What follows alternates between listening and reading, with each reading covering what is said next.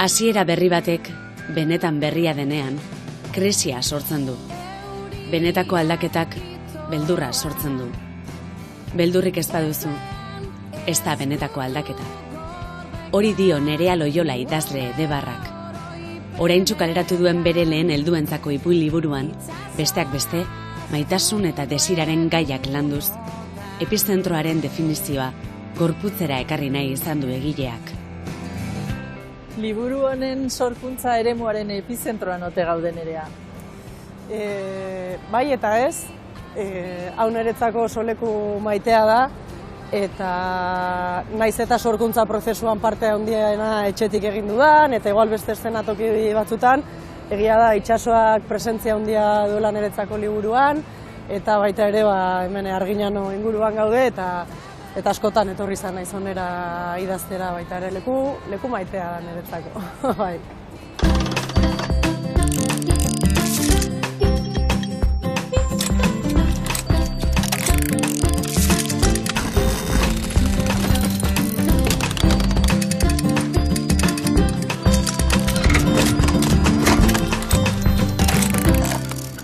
Institutuko irakaslea zara ogi bidez, nolakoa dira edo zertan dira hobeak gaur egungo ikasleak?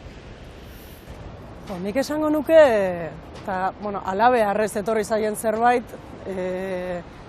egoera berritara egokitzen diala hobeak ikasleak, ez dute beste aukerarik izan, eta izugarria da ikustea nola hainbeste aldaketakin eta datozen gauza guztiei nola daukaten gaitasun hori jarraitzeko eta jarraitzeko, ez daukate beste aukerarik. Eta zertan dira hobeak irakasleak?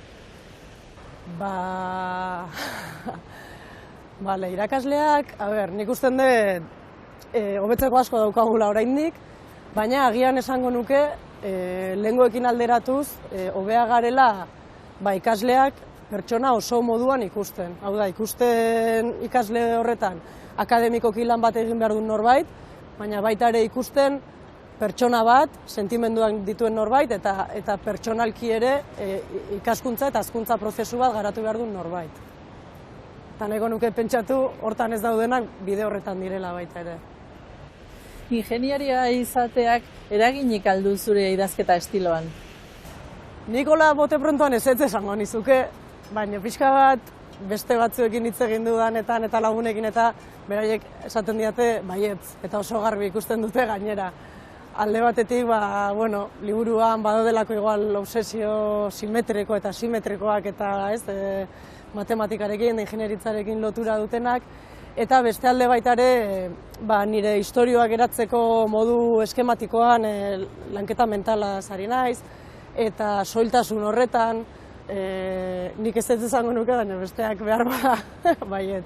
Eta izan daiteke. Kultura sorkuntzarako beka bat irabazi zenuen, eleberria eta ipuina zenituen buruan, eta horren emaitza liburu hau da. Bai, hori da. Eusko Jaurlaritzak ateratzen ditu urtero kultur sorkuntzarako beka batzuk, eta nik pare bat ideia nituen, bazen eleberri bat idaztekoa, eta beste bat ipuin liburu bat idaztekoa. Biak aurkeztu nituen, da ni momentu hortan gehiago egon eleberria egiteko gogoakin, baina sorpresa hartu nun da, beka eman ziaten ipuin liburu bat idazteko, eta hortan jarri behar izan nun. Konta iguzu nor ekarriko duzun elkarrizketaren ondarrera? Gonbidatu dut Uxue Alberdi idazlea eta laguna, liburu honen sorkuntza prozesuan bidelagun izan detelako, eta asko aportatu didalako, bai lagun eta bai idazle bezala. Aitak hitz egin duen arren, nik Virginia eta Afer izeneko bi medikuei begiratu diet, eta haiek buruarekin egiten ari diren baiezko keinuetan katigatuta geratu naiz. Liburuen hasierak garrantzitsuak dira, ipuinetakoak ere berdin. Nolako lana dakar horrek zazpi direnean kasu honetan bezala? Lana handiak hartu ditut liburuan hasiera horiek afinatzen esango nuke. Egia da, agian, ez dakit, partikularki liburu honetan behintzat, hasieratik etorri dira nolakoak izan behar zuten hasiera horiek. Kasu batzutan agian gauzatxo batzuk kendu ditut, beste batzuk gehitu, baina pixka bat eutsi egin die hasieran pentsaturiko egitura horiei. Bai egia dela garrantzia handia dula ze informazio ematen dezun hasieran, zenbat interesgarria da, intriga edo tentsio edo giro hori hasieratik sortzea, eta, klaro, ipuinean lortu behar dezu hasieratik, esan genezake igual aurreneko parrafotik edo aurreneko orrialdetik. Behintzat, horretan arreta handia jarri dut, iruditzen zait horretan arreta handia jarri behar dela. Baina, bueno, aldi berian, hori, nik usten dut, nahiko egiturako zaitu ditudanean, nahiko garbi ikusi nula, zeintzuk izan beharko zuten hasiera horiek, lortu ahal izateko efektu hori.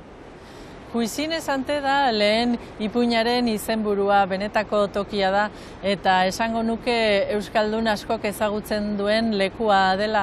Horrek abantaila ematen dizu idazle bezala errazagoa dalako irakurlea katigatua eukitzea? Nik ipuin hori idatzi nunean, ez nintzen konstiente zenbat Euskaldunek ezagutzen zuten Kuizinet Sante lekua osango dan herrian dagona, eta egia da gerora gerturatu zaizkidala hainbat irakurle, esaten manian egonda naiz, edo nire lagun batzuk joan izan dira, eta komentarioa da hori ez, eta horrelakoa da, eta konturatu naiz, jendeari ilusio egiten diola, leku berezi bat delako ez, eta bertan izan direnek badakitelako bizipen bereziak izaten ditugula bertan. Ez dakit abantaila ematen didan, egia da, bertan izana baldin bazea kuriosidadea piztuko dula, ez? Izenburua berak kuriosidadea piztuko dula, nik ez nintzen konstiente, idatzi nunean. Bertara joaten diren askok barne edo osasun minak dauzkatelako dijoazte sendatzera nolabait esateko, eta esango nuke liburu honetako pertsonaia askori gauza bera gertatzen zaiela. Bai, da leku bat etxe makrobiotiko bada, deskantsu etxe bada ez, eta jendea bertara joaten da bereziki, edo jendearen ustez behintzat ez, osasun arazoengatik, gure kasuan gu, atxeden hartzea joaten geha, baina nik usten dut benetan osasun arazoien atzean askotan egoten dela beste erabateko arazo bat, arazo emozionala edo arazo pertsonala, eta egia da, naiz eta Kuizinet Sante ipuin bakarra izan eta bertako protagonista ere egoera horretan dagoen, egia da beste ipuinetan dauden pertsonaiek ere pixkat betetzen dutela patroi hori, eta badute hainbatetan berriro osasunego arazoak azaltzen diren arren badituzte arazo pertsonalak, gatazka pertsonalak edo bintzat askatu beharreko korapilo pertsonalak. Liburuko bi ipuinek behintzat haurtzaroarekin lotura estua dute eta bertan kontatzen duzu pertsonaien bidez zein zaila den zenbait hutsune betetzea. Bai, lekua egin nahi izan nion horri,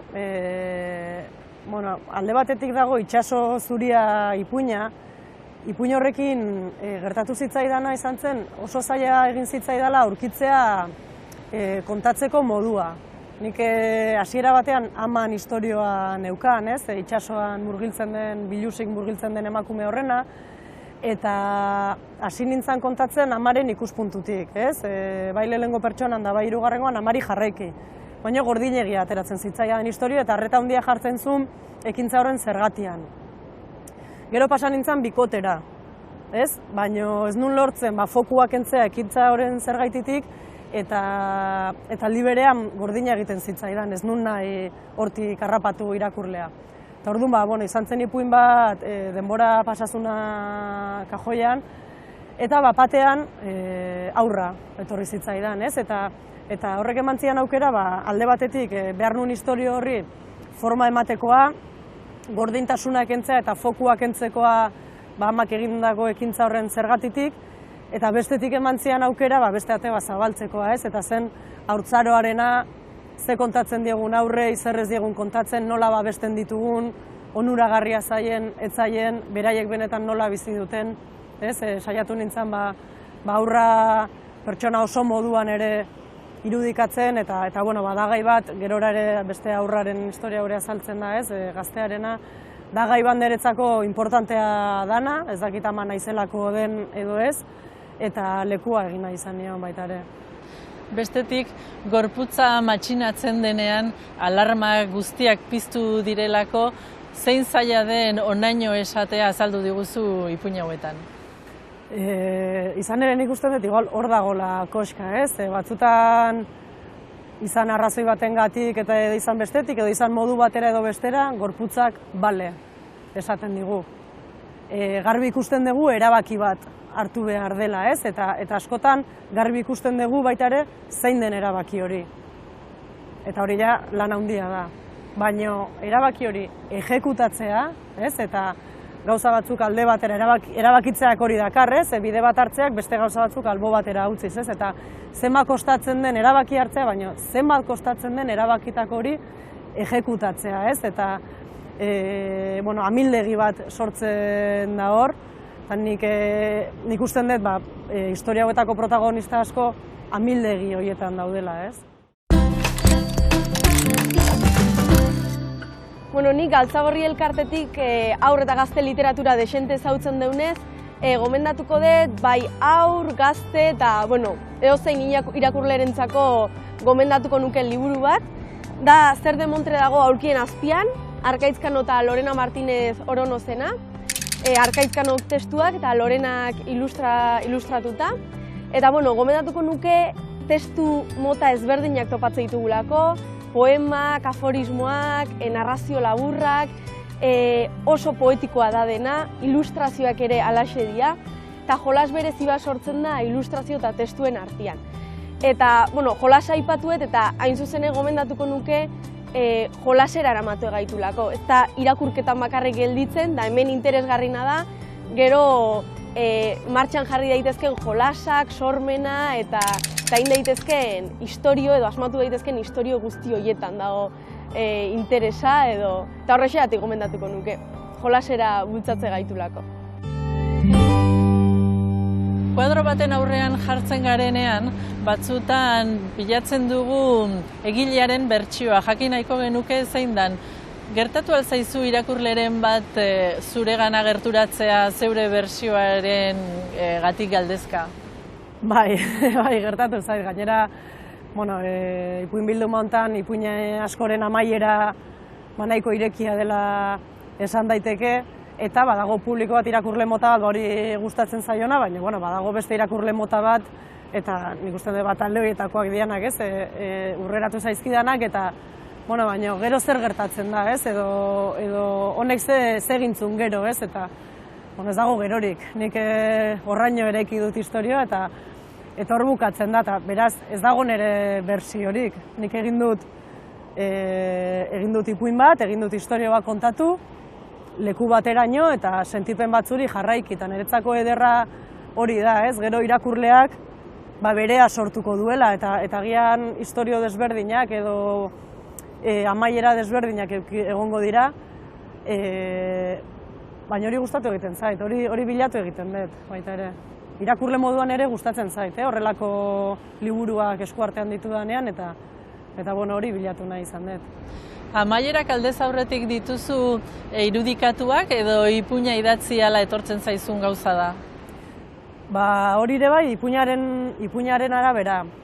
Adibidez, Puisinezante ipuinaren hasiera bukerako irudia izan zen. Banekien nola amaituko zen, banekien kolumpio horretan, zagu horretan bukatuko zela eta modu horretara. Eta horrek kondizionatu zuen, historio guztian eraikitzea. Beste kasu gehienetan esango nuke gerora sortu diren amaierak izan diela. Lan istripua ipuinean, baita ere elkarrizketan ipuinean, hor bai eraikin un osotasunean trama esango genuke. Ez neukan oso garbi nola bukatzen zen, baina bai zer gertatzen zen bukaeran. Baina bestetan, pertsonaiak ibilian jarriz, beraiek eraman nindute, ez? Dago momentu bat, ez agian bukaera, baina bai dago momentu bat ipuinean esaten dezula, ara, badakit nora noan. egoerak eraikitzeko duzun gaitasuna nabarmendu zuen Ignacio Mujika Iraolak aurkezpenean. Egoera zehaztea duzu lehen lehenbiziko gauza egiten duzuna edo pertsonaia kokatzea espazioan? Hau ere, ipuinan araberakoa dela esango nizuke.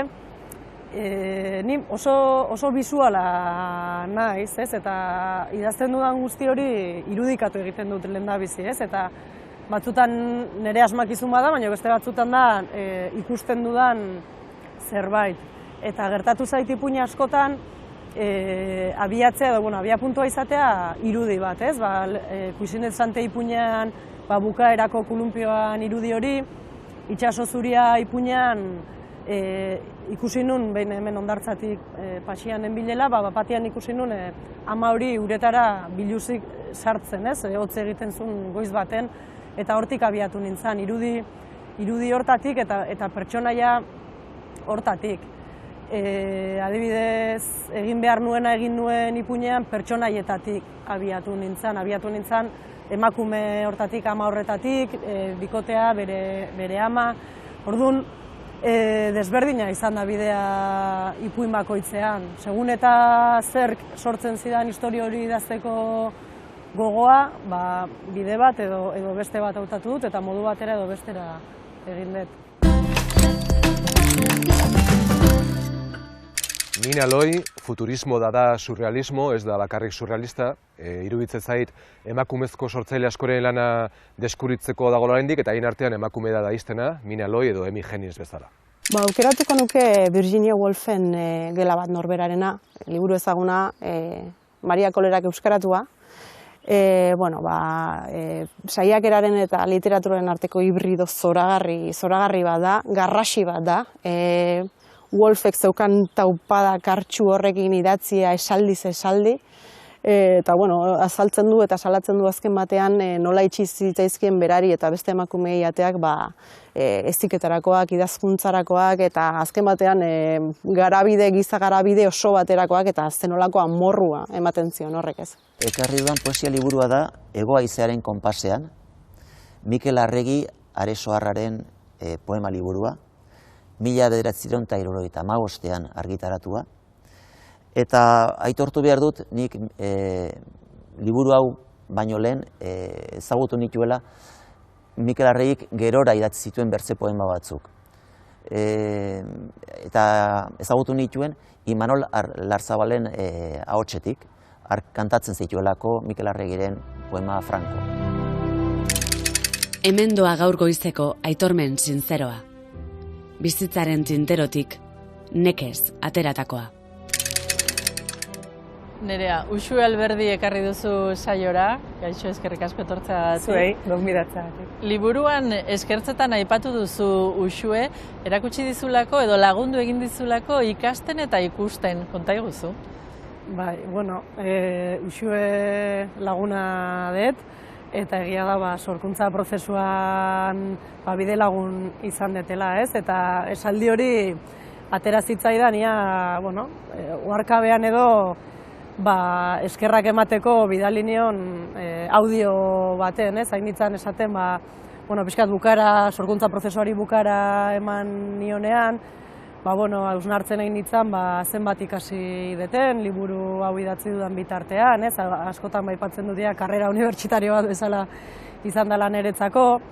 Uxuekin elkarrizketa mordoxka bat izan ditut pertsonaien inguruan, egiturak, istorioak, eta hor konturatu nintzen, lagundu didala eta oso aholkunak eman dizkidala, baina arreta handia jarri dula berak, niri igual baliabideak ematen, ez? Eta horregatik lagundu dit ikasten, hemendik aurrera ere nik ikasi dezadan, eta lagundu dit gauza garrantzitsuak ikusten, ez? Literaturari dagokionez eta gauza desberdinai dagokionez. Bueno, zer esango dut, plazer bat izan da, niretzat epizentroa azten ikustea, niretzat nerea laguna izateaz gain, ez, bada, askotan esan izan diot, oso azkar ikasten duen norbait, ez. Eta badaukana ezaugarri bat, ez dana inoikoa, eta esango nuke are gutxiago emakumetan, eta dela begia jartzen duen tokian jartzen duela gezia. Eta zerbait nahi duenean horren bila doala eta eskatu egiten dituela baliabide horiek eta oso ondo jartzen dituela praktikan. Niretzat harrigarria zen, harrigarria edo ze galdera onak egiten zituen eta momentu batean nik arazoren bat edo ikusi eta seinalatzen baldin banion ze azkar soluzionatzen zuen. Eta aipatu ditu baliabideak eta nik uste idazlearen ofizioan edo oso importantea dela, ni behintzat nahi nuke gure artean erraminta horiek elkarbanatzea. Nirekin egin izan dute, egon dira idazle edo kide batzuk lagundu didatenak, eta beste batzuetan aldiz sentitu izan ditut beste idazle batzuk uzkurrago, horretan, eta balio handia ematen diot eskuzabaltasun horri iruditzen zaidalako, batetik konfiantza handia erakusten duela norbere buruarengan, ze ez dizute lapurtuko, daukazun edo ez daukazun ezer, norberak idatzi behar du. Baina egia da, urteak aurrera, gauzak ikasten direla, ikasten dela non bilatu, hiztegia nola aberastu, zertan erreparatu, pertsonaietan, egituran, giro bat nola sortu, zertan egin dezaken erren, zertan deskonpensatu daiteken testu bat. Eta asko egin dugu, hitz egin, eta gero liburuak konpartitu, irakurri ditugun gauzak komentatu. Horregatik asko etorri da hitz egitetik eta batean, hori da, esan beharrean hau horrela egin behar dezu, da hitz egin hortan, batean, ikusi dut ze esan nahi didan eta beraz, orain saiatu naiteke resolbitzen, batutan igual lortuko eta bestetan ez, baino lagundu didazula asko, autodidakta, ez da autodidakta ere, baina nik nire bidea egin ahal izateko baliabideak eta pausoak eta hori eman didazula sentitu izan. Eta nik ere asko ikasi dut, azken batean iruditzen zait, norbaiti bere testu baten inguruko iritzia ematea edo kritika bat egitea azkenean badela oharpen ariketa bat ezer baino lehen, konturatzea gustatzen zait, ez zait gustatzen hortatik harago, eta iruditzen zait hau irakurle guztiok egin dezakegun zerbait dela, saiatzea izena jartzen, izendatzen zer da nire ustez huts egiten duena, baldin eta zerbaitek huts egiten duela iruditzen bazait. Eta hori da etengabe idazle batek bere testuekin egin behar duena, eta besteen testuetan ere arreta jartzen duenean asko ikasten du norberarentzat ere, orduan iruditzen zait irakurtzea eta idaztea izan daitezkeela parte batean ekintza bakartiak edo jardun bakartiak, baina pixka bat konpartitu ezkero gehiago eta hobeto irakurtzen eta idazten ikasi dezakegula.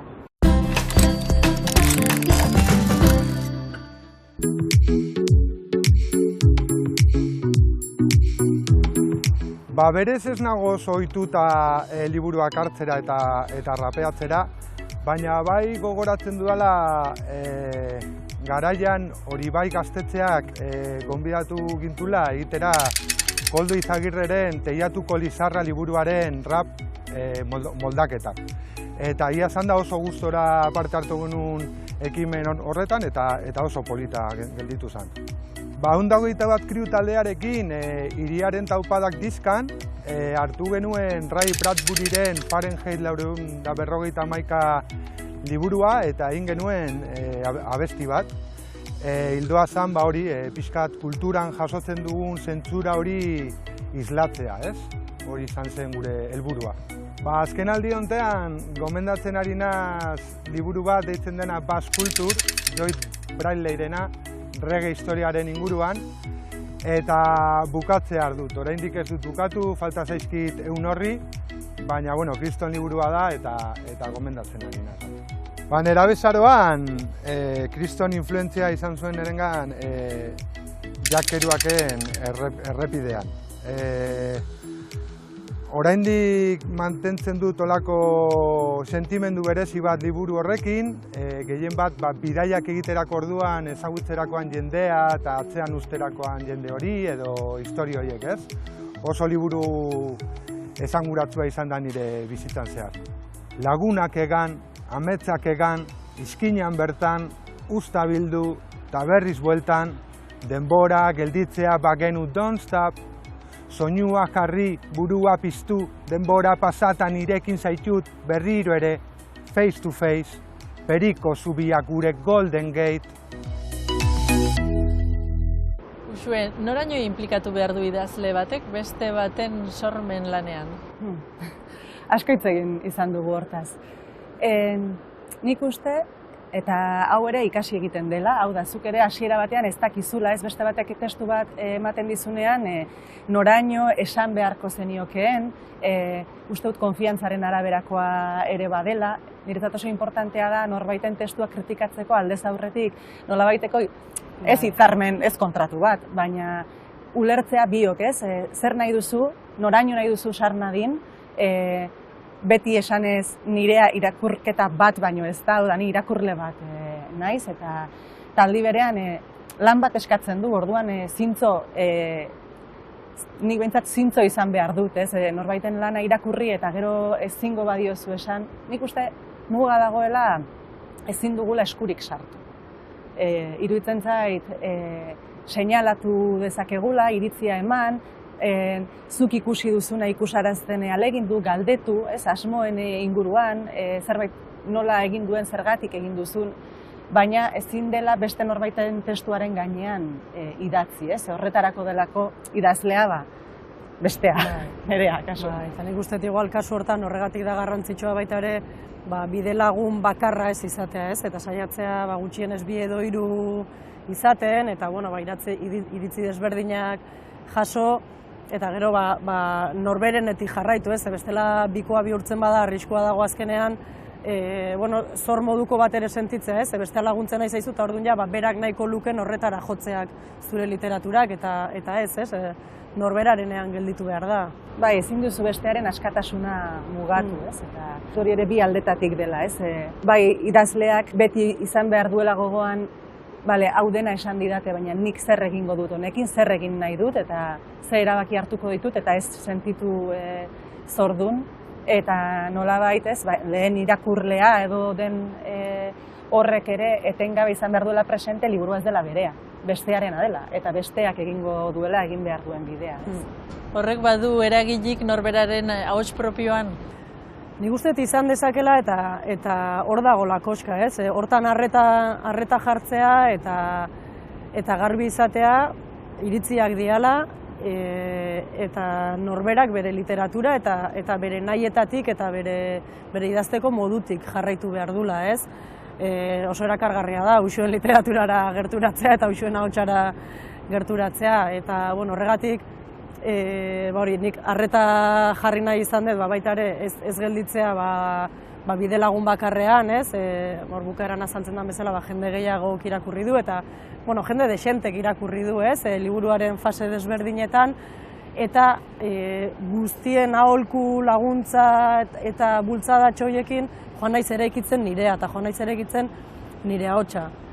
Baina, iruditzen zait arreta jarri behar dela horretan, bestela badagolako arriskua galtzekoa, norberaren ahots hori. Jendia uste, geho eta gutxo irakurtze guala, geho eta geixo mobilak inibiltzea dela. Bai, uste dut baietz, urtietatik bai. Jente asko ikustu dut, irakurtzen dagoena, baina ni neu ez na oso irakurtzai, eta zingo netzuk esan bestik noarteko dizen. Usten dute da, eta kala tendentzia hori ikasteko, eta beti egoteko egunerauta zuntuetan, eta horregatik uste dut izango dela. Gero eta gutxi bai.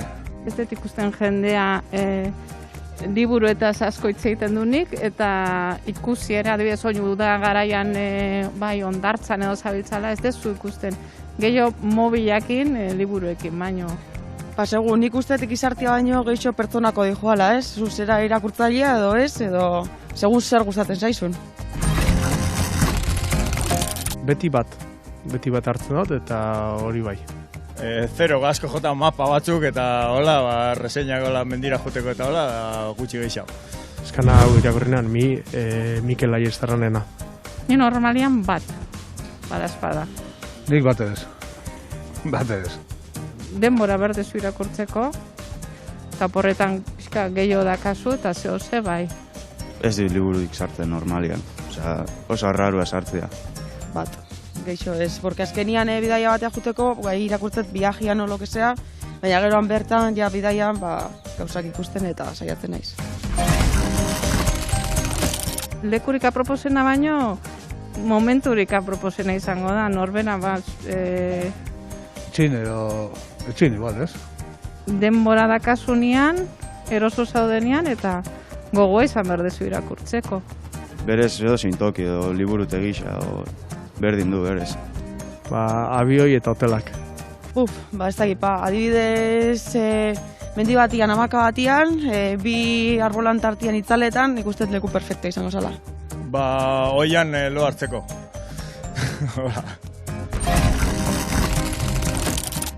Amodiogua. Amodiogua. Dana oso ondateatzen den novelaietako baten. Kutsia zubidea Isabel, mundiala irutzea eta antxok posik amiziko ditzen. Ez dakit, abenturazko bat eta humore pixkate baldin badakala toke batzuk, hobeto. Ni nego entxebe guztua bizina mentxe eta konformatzen honeaz. Uxue, idazlearen generoak eragina aldauka pertsonaiak eraikitzerakoan? Ez luke behar. Kontua da, idazlearen generoak eragina daukala bizitzan denean. Zure irudimena nola dagoen egituratuta, zer historio kontatzeko premia eta gogoa sentitzen duzun, nola pertsibitzen duzun errealitatea, nola erantzuten diozun, zuk idazten dituzun pertsonaia horiek, zuk egin dituzun modura egin dituzula ere, nola irakurriko dituen irakurleak zu emakume edo gizon jotze hutsagatik. Ikusi dugu orain, Carmel Molaren adar jotze honekin guztiarekin zer mugitzen den eta azpiko kajoi horietan oraindik zenbaterainoko hautsa dagoen, baina berez ez luke behar eta ez dut uste badagoenik idazkera femenino bat eta idazkera maskulino bat, horren kontra nago erradikalki. 4 urteko isilaldi literarioa hautsi eta 7. ipuin bilduma kaleratu du Xabier Montoiak. 10 narrazio, askotariko gaiak eta nabarmentzen diren 2 ahots nagusi dakartzate narrazioek. Eduardo Galeanok 1971an idatzitako Latinoamerikaren zain urratuak liburua euskaratu du Iñaki Alegriak. Honen esanetan, kolonialismoaren azterketarako derrigorrezko lana da onokoa. Izarbe eta Maineru, Ibarretako garaibateko onomastika zein lagunarteko euskara jaso ditu Koldo Kolomok bere azken saiakeran. Garaibateko hizkuntzaren sena gaurkoei eskaintzeko asmoz. Geure baitan gertatzen diren lurrikarak izan daitezke hauteman ezinak, izan daitezke kaixtuak, izan daitezke atzokoak, gaurkoak edo biharamunak dakarrenak eragindakoak. Epizentro bakarra izaten dute maiz lurrikara horiek, beste batzuetan 1000. Batzuetan banakakoak izaten dira epizentroak eta beste batzuetan konpartituak. Niretzat literatura zerbait bada, epizentro bada. Da lurrikara eta da dardara. Hasieran, liburu honen dardara ene baitakoa zen, apala, zalantzatia. Orain dardara konpartitua da, biziagotu eginda, indartsuagoa da. Hain zuzen, konpartitua denean, irakurle eta idazleon epizentro eta lurrikarak nonbait gurutzatzen direnean, noizbait topo egiten dutenean, hartzen du indarra literaturak, nire ustez.